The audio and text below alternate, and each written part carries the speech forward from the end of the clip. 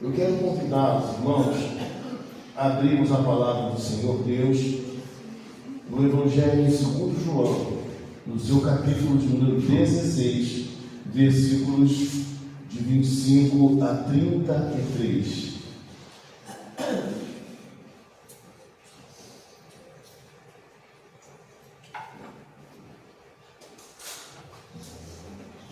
Evangelho segundo João, capítulo 16, versículos de 25 a 33.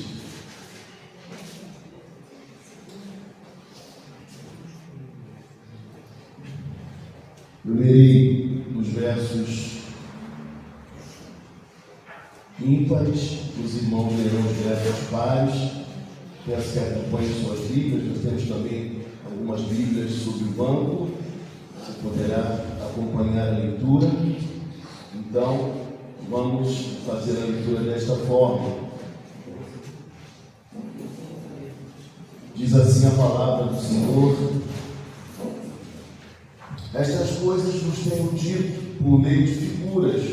Vem a hora em que não vos falarei por meio de comparações, mas vos falarei claramente a respeito do Pai.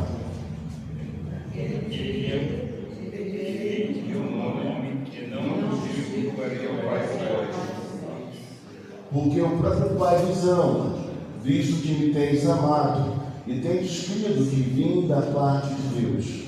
E do Filho do Pai, ele veio no mundo, todavia deixei no mundo e vou para o Pai. Disseram os seus discípulos: agora é que falas claramente, e não empregas nenhuma figura. Agora vemos que ele faz duas coisas, e não precisa que alguém os pergunte. Por isso, cremos que de fato és de Deus. Respondeu-lhes Jesus: credes agora? Eis que vem a hora e já chegada, e que sereis dispersos, cada um para a sua casa. E estarei só. Contudo, não estou só, porque o Pai está comigo. Estas coisas vos tenho dito, para que tenhais paz em mim. No mundo passais por aflições, mas tende bom ânimo, eu venci o mundo. Vamos orar neste momento, irmãos. Senhor nosso Deus, nosso Pai Celestial, nós queremos te agradecer pela tua palavra e te pedir agora, Senhor, que o Senhor nos conceda a graça, Pai, de falarmos, ó Deus, da tua santa palavra, de maneira clara, ao entendimento, ó Deus, dos nossos irmãos. É assim que, neste momento, Pai, nós oramos e te pedimos, Pai amado, a tua bênção, o teu favor sobre cada um de nós. Amém. Irmãos amados e queridos, a partir do capítulo de número 13 de João, nós temos as palavras finais de Jesus. Vocês sabem muito bem que Jesus estava vivendo os seus últimos dias.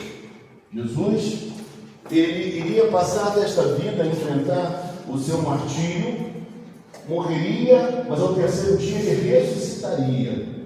E então ele, como bom mestre, como Deus verdadeiro, ele traz uma série de instruções aos seus discípulos, os prevenindo sobre tudo o que viria, sobre tudo o que aconteceria. E aqui tem uma coisa muito importante dizer para vocês: essa previsão, esse cuidado de Jesus também serve de lição para nós, tá, gente? Nós precisamos orientar os nossos queridos, os nossos familiares, a nossa esposa, os nossos filhos, as pessoas próximas, porque obviamente um dia também nós passaremos. Então é um assunto difícil de ser tratado, mas necessário de ser conversado em família, entre amigos, enfim, isso é fundamental. E Jesus, obviamente, na sua lucidez divina, ele esclarece aos seus discípulos tudo aquilo que ocorreria. Em João capítulo 14, versículo 27, ele vai dizer que ele tem deixado a eles o que é a paz. Não uma paz conforme o mundo, mas uma paz que ela excede todo entendimento, uma paz que faz com que a gente tenha tranquilidade apesar das convulsões da vida, dos momentos difíceis que todos nós temos de enfrentar em nossa existência. Depois também, quando nós lemos os versículos de 20 a 22, ele também vai dizer que a sua partida, ela é de paz, mas também é uma partida de tristeza. Que quando ele partisse, obviamente, traria tristeza ao coração dos seus discípulos, que tanto confiavam nele, que conviviam com ele. Mas ele diz que, após tudo isso passar, versículo 22, eles sentiriam alegria pela sua ressurreição, alegria pelo seu reencontro, alegria porque a obra de seu Senhor havia sido concluída. Então veja que coisa interessante que Jesus faz aqui, a maneira pedagógica de Jesus lidar com os seus discípulos, entendendo a dificuldade de compreensão que eles possuíam. Então Jesus fala dessa paz que excede a todo entendimento. Jesus fala que na vida eles passariam por tristeza quando ele se fosse, mas que na sequência a alegria voltaria com a sua ressurreição. E quando nós chegamos justamente nessa perícope de hoje, nessa passagem de hoje, no versículo de número 25, o texto vai trazer essas palavras conclusivas, palavras de despedida, irmãos. E Jesus diz assim, olha só que coisa, estas coisas vos tenho dito por meio de figuras. Vem a hora em que não vos falarei por meio de comparações, mas vos falarei claramente a respeito do Pai. Uma coisa importante dizer no verso 25. Jesus está dizendo aos seus discípulos que ele sabia que a sua linguagem, uma linguagem figurada que Jesus usava, Jesus falava, por exemplo, através de parábolas. Então, que tudo isso poderia sinalizar uma certa dificuldade para os seus discípulos, por ele falar dessa forma. Mas ele disse também no versículo 25, que quando tudo isso passasse, ele falaria claramente a respeito de Deus. O que nós entendemos aqui é que a antiga aliança, ela não nos esclarecia tão bem a respeito das verdades divinas. Por que eu digo isso? Porque existe uma progressão na revelação divina. O homem do Antigo Testamento, ele não tinha a percepção, o conhecimento que o homem do Novo Testamento possui.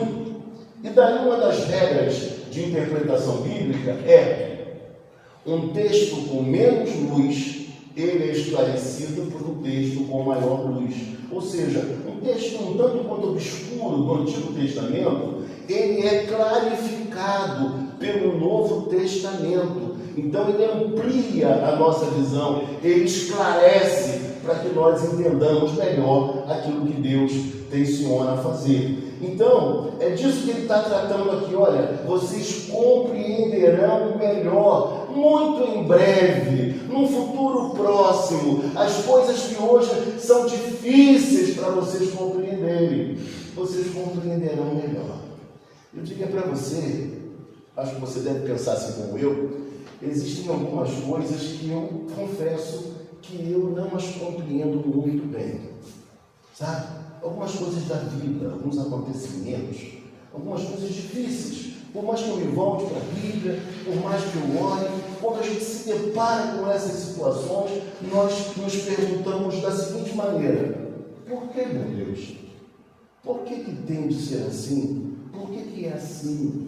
Na nossa cabeça há uma certa dificuldade, mas isso tudo vai ficar mais claro para nós quando nós estivermos para sempre com o nosso Deus, com o nosso Senhor.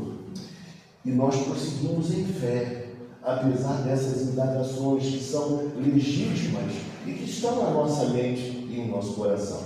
E quando nós nos deparamos na sequência, versículo 26, o texto vai dizer assim: naquele dia pedireis em meu nome, e não vos digo que rogarei ao Pai por vós. Opa! Jesus está dizendo que naquele dia, que coisa estranha, naquele dia, veja comigo, pedireis em meu nome, e não digo que rogarei ao Pai por vós. Ué, Mas Jesus não é o intercessor, ele não é o mediador. Então, o que está acontecendo aqui e que nós precisamos compreender melhor? Ele está explicitando que quando ele retornasse, que quando ele concluísse a sua obra, o nosso grau de intimidade com Deus seria maior. Nós sabemos que quando Jesus se doa na cruz por nós, o véu do templo ele é rasgado do alto a baixo. E agora nós temos livre acesso à presença do Deus Todo-Poderoso. Mas até então, tudo era ligado, intermediado diretamente por Jesus Cristo. Mas quando chegasse esse momento em que o véu se rasgasse, em que Jesus depois viesse a ressuscitar, nós poderíamos agora falar com Deus e pedir a Ele diretamente em nome de Jesus. Mas Jesus continuaria a ser o nosso intercessor. Não deixaria de ser o nosso intercessor. Mas o que ele quer realçar aqui é que o nosso grau de intimidade, de confiança, de fé, tudo isso seria aprimorado. Pastor, mas mostra para nós isso na Bíblia Sagrada. Vamos abrir, por gentileza, irmãos, Efésios, capítulo 2, versículo 18. Se alguém achar este livro, pode ler, tá? Porque por ele todos temos acesso ao Pai pelo Espírito.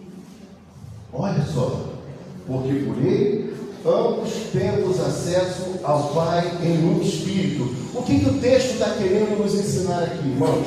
O texto está nos ensinando que agora judeus e gentios reconciliados com Deus, eles agora teriam o quê? Livre acesso ao Pai pelo Espírito. Não somente o judeu, mas também os gentios poderiam orar a Deus e falar com Deus diretamente. Irmãos, que coisa preciosa. No momento de dor, de crise, de problema, nós temos o privilégio de falar com Deus diretamente, sem a necessidade de intermediários humanos. Não precisamos, nós podemos ir direto a Deus e falar com Deus. Mas eu vou mostrar para vocês que Jesus continua a ser o nosso intercessor.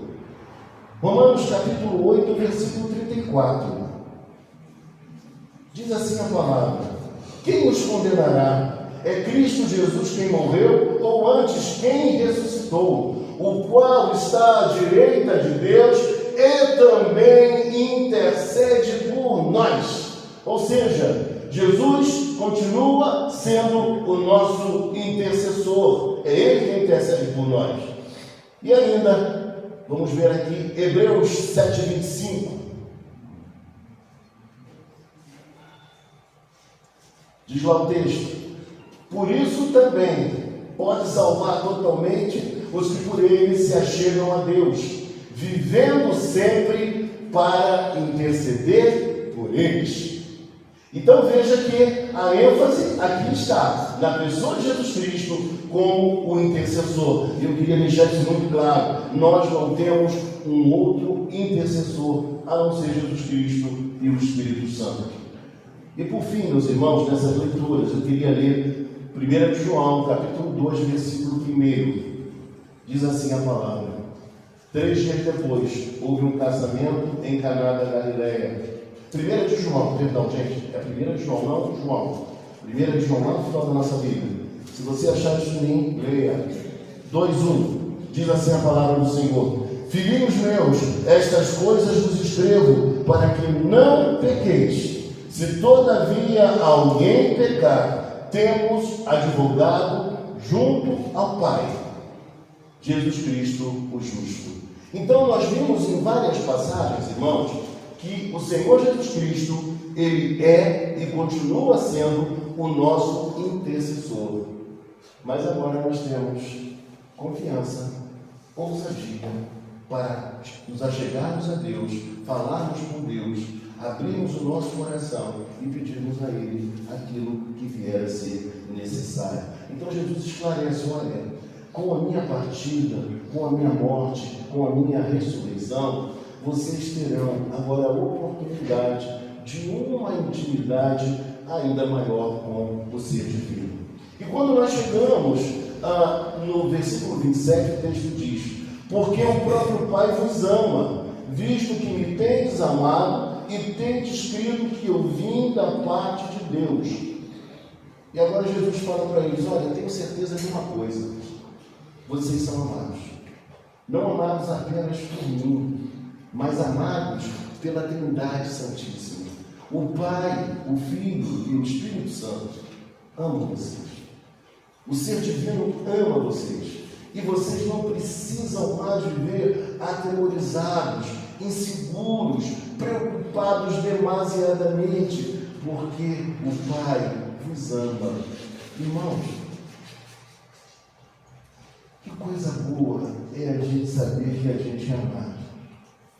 Que coisa boa é a gente ter a certeza que, mesmo por vezes cometendo um pequeno deslize, uma falha, um erro, quem realmente nos ama vai continuar nos amando. Quem de fato nos valoriza vai continuar nos valorizar, não vai desistir de nós por causa de alguma falta e de algum pecado. Vou contar para vocês uma coisa particular aqui, me perdoe. Na época da eleição, eu mandei uma mensagem de uma pessoa que eu tenho um carinho enorme por ela. Eu sabia que a sua posição naquele dado momento da política era uma posição diferente da minha.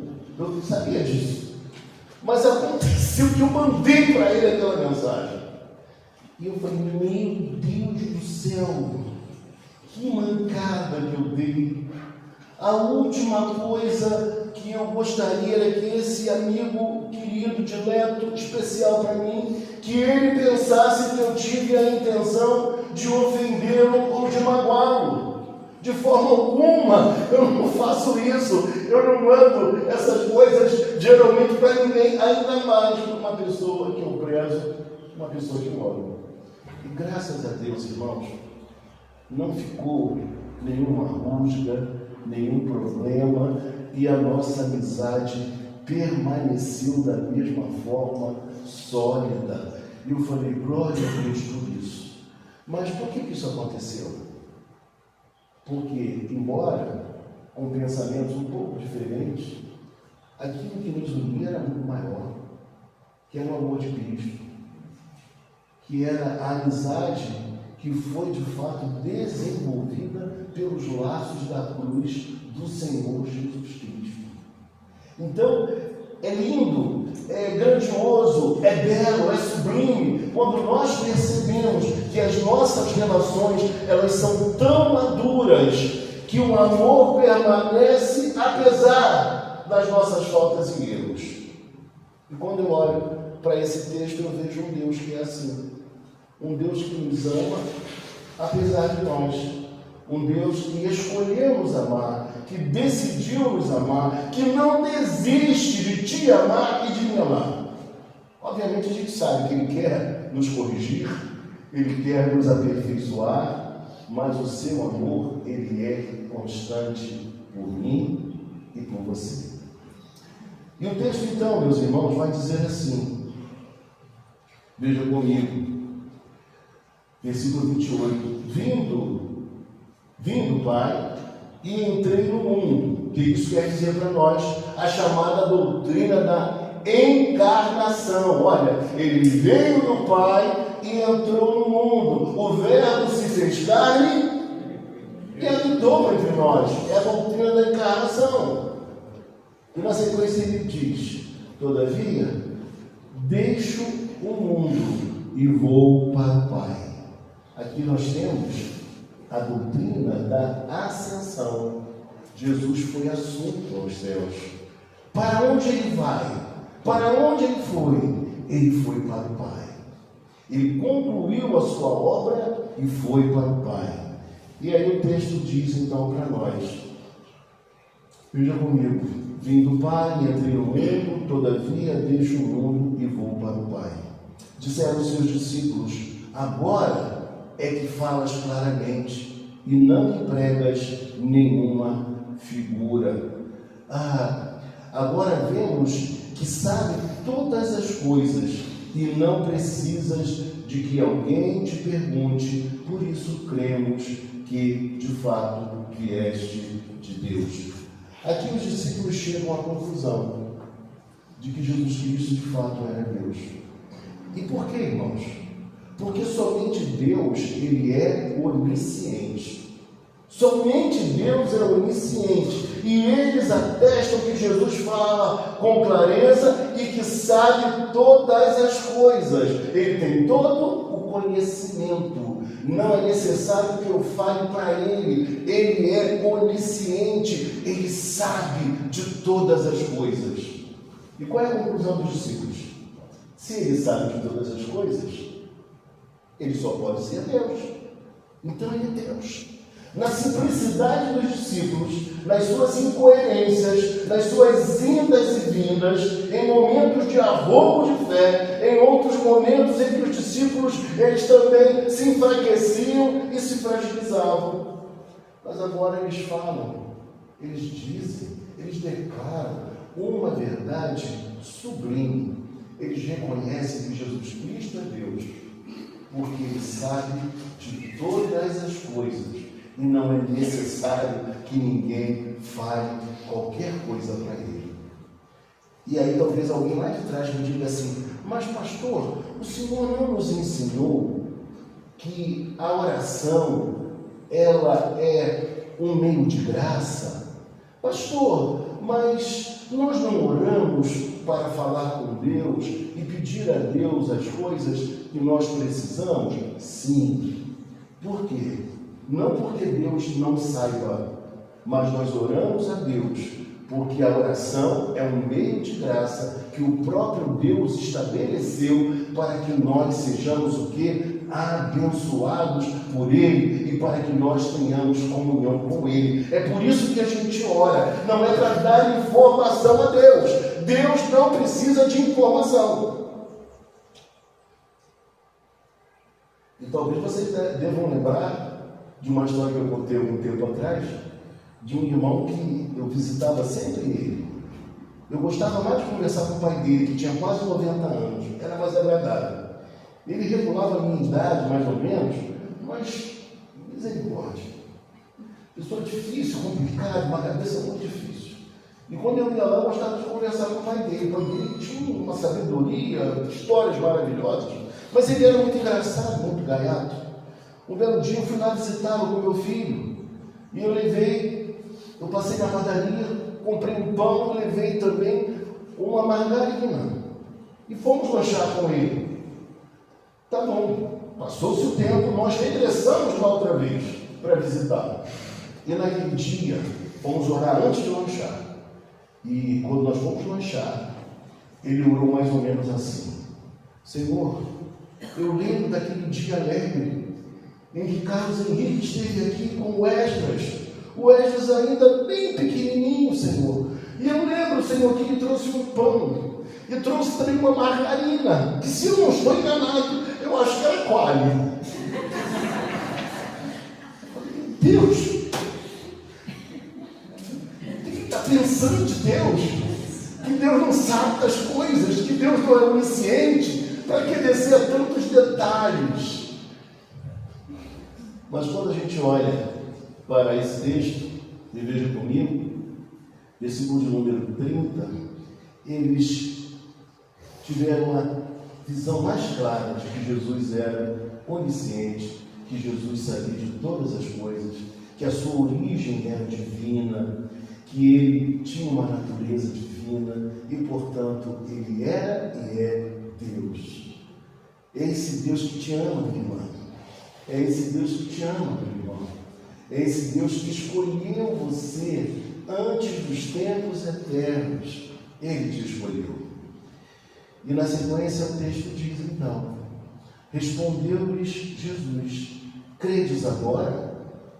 Quando Jesus fala credes agora, ele não está querendo questionar, duvidar. Não, muito pelo contrário, ele está dizendo: estão vendo?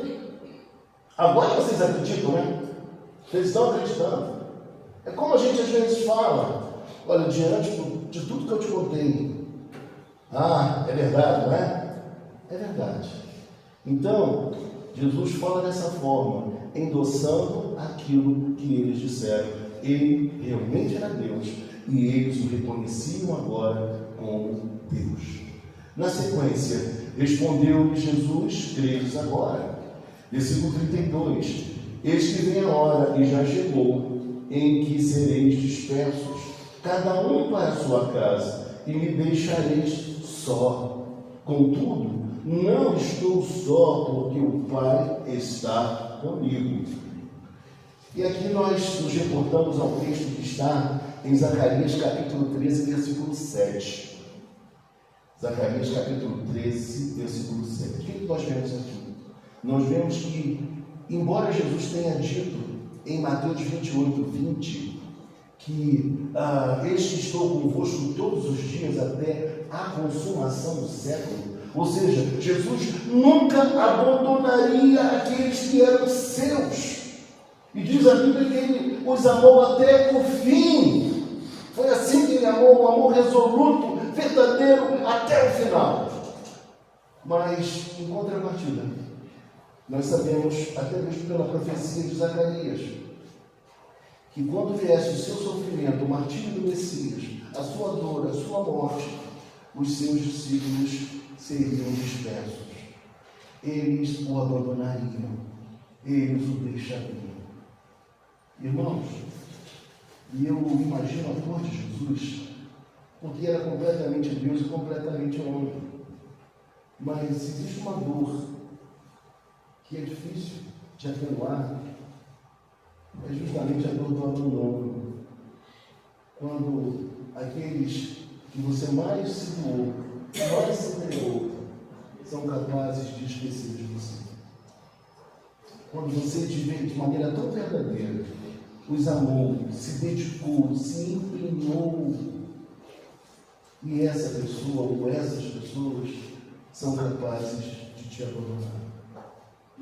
E te abandonar por milhares, por coisas pequenas, por aquilo que não é verdadeiramente pão. Porque, meu irmão, o pão verdadeiro está em Jesus Cristo. Ele é o pão da vida.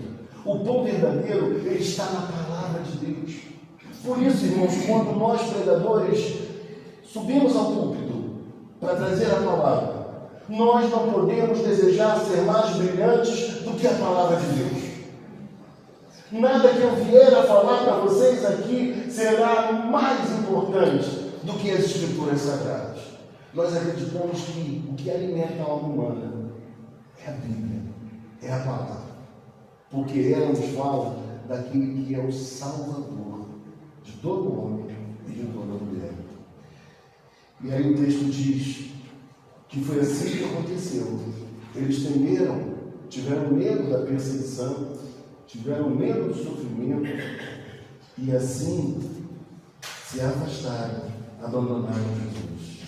Até mesmo aqueles três que eram mais ligados a Jesus, os seus principais amigos. No momento da dor do Getsemane, na oração, eles adormeceram. Não puderam perseverar por uma hora que fosse. E aí o texto nos diz então, versículo seguinte. E ele conclui o verso 32, antes de entrarmos no verso final, ele diz: não estou só, porque o Pai está comigo. Ele sabia que o Pai estava com ele. Mas quando chega no versículo 33, ele nos fala algo extremamente precioso, uma verdade insofismável, algo que todos nós já provamos em nossa própria vida. O texto diz assim: estas coisas vos tenho dito, para que tenhais paz em mim. E essa paz em Jesus não é uma paz conforme o mundo pode nos oferecer ou nos dar. Essa paz em Jesus é uma paz que subsiste apesar da dor, apesar do sofrimento, apesar da tristeza. Essa paz e segurança permanecem em nós.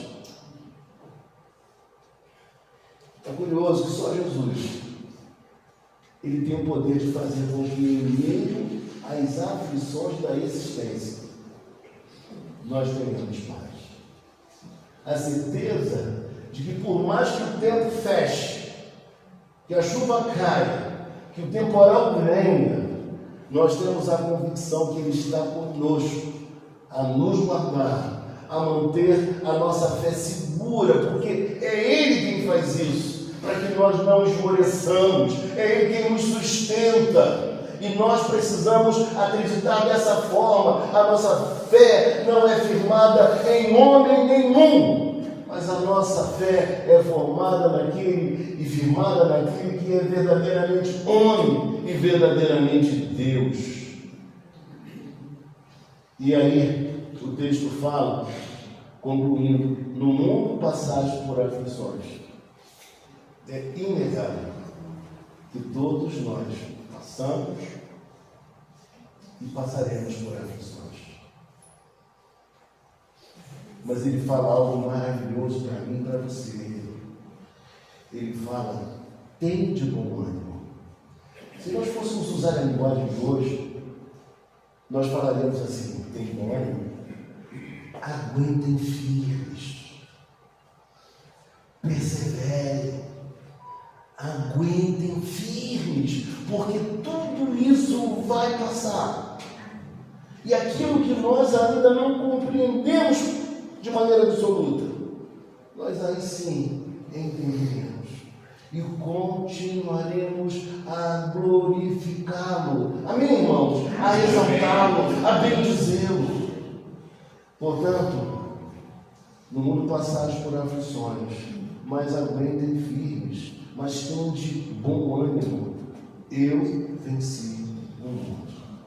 E a certeza de que nós também venceremos o mundo está em Jesus. Apesar de todas as mazelas, apesar de todo esse sistema perverso, contrário a Deus, que tenta de fato nos derrubar, nos aprisionar, nos levar para valores que são valores estranhos a Cristo. Ainda assim, nós somos mais que vencedores. Nós somos hipervencedores. E assim como o nosso Senhor venceu, nós venceremos também. Amém. Vamos neste momento, amados irmãos, fechar os nossos olhos e orarmos ao Pai em nome de Jesus, falando ao Senhor sobre a nossa vida, o nosso coração, as nossas faltas, os nossos erros, os nossos pecados. A palavra do Senhor nos instrui em 1 Coríntios, capítulo de número 12, versículo 28, nos ensina: examine-se, pois, o homem a si mesmo, e assim corta o pão e beba do cálice. Amém? Vamos fazer uma oração.